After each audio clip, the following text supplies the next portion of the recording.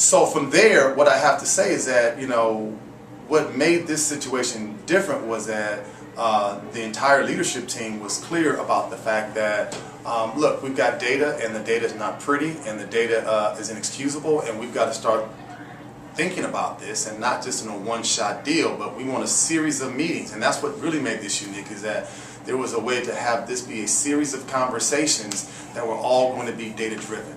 Now, again, I'm fortunate to spend a lot of time in schools, talking with staffs and talking with leadership teams, but rarely do I see principals saying, here's data from our school that is disaggregated by race and ethnicity, in particular to discipline, because we can talk about learning outcomes, we can talk about academic kinds of standards, but we can't get to that if discipline and management issues are as rampant as they are in some schools. So that's why I appreciated the fact that we were willing to have these conversations around discipline.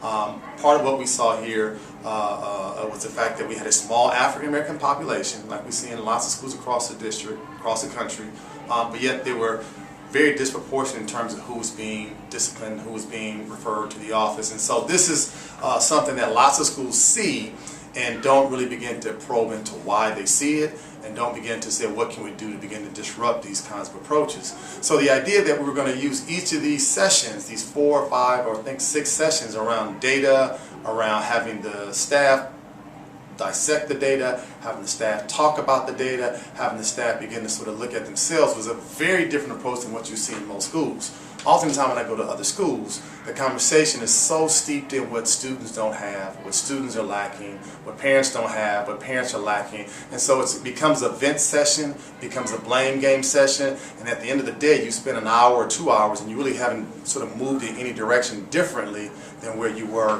when you first started the conversation. This felt different from the outset because I think the staff was open, I think they had been prepped, I think that helped, the fact that you had a leadership team who was saying, look, staff, we've got a lot of challenges, but we can be better. And I don't think it was a situation where leadership blamed the staff for this wholeheartedly, but I think the way that it was presented seemed to be that, look, staff, we may be playing a role in why we're seeing what we're seeing. I think that just is much more palatable to staff as opposed to creating these opposites. Either it's all on the parents or it's all on the teachers. These are real complex and complicated issues, as we all know. And there's no one set solution because there's no one set cause to the problem. But I think we have to focus on what it is that we can control. And I think this work was important because we can't control what parents do. We can't control what happens at home. But what we can control is what happens in our school sites. And that's why I applaud what happened here at Environmental, because it was about talking about what we could do here in our classrooms and in our schools.